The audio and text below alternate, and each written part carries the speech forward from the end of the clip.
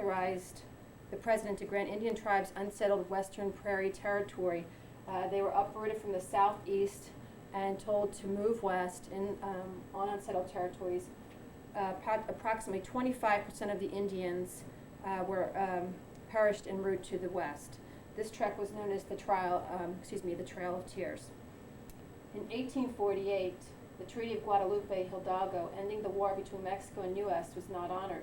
Mexicans have to pay for rent for their own land. Approximately 500,000 Mexicans had to rent their own land from the U.S. government.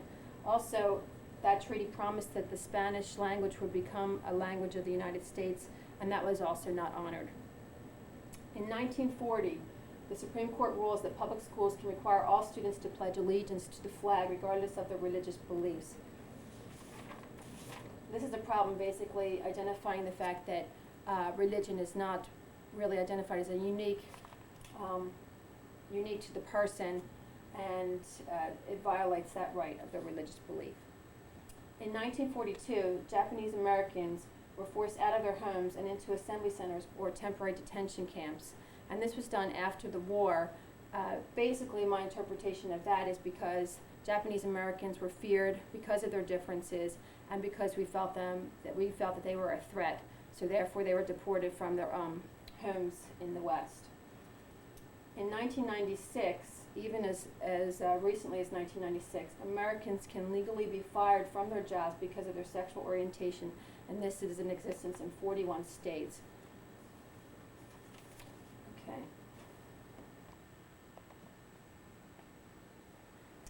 Please refer now to the important milestones, acts that have been put in place to counter discrimination in today's society.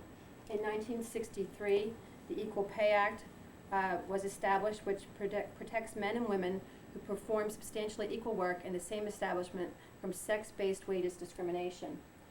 And this actually is a typo. This is 1965, but it actually was in 1964. The Title VII of the Civil Rights Act prohibits employment discrimination based on race, color, religion, sex, or national origin. In 1967, the Age Discrimination Act was established, protecting individuals who are over the age of 40, who are age 40 or older. In 1973, Section 501 of the Rehabilitation Act prohibits discrimination against qualified individuals with disabilities in the private sector and in the state and local governments. In 1990, the Americans with Disabilities Act prohibits employers from discriminating against qualified applicants and employees who are regarded as disabled. It also requires reasonable accommodation for eligible employees to enable them to perform essential functions.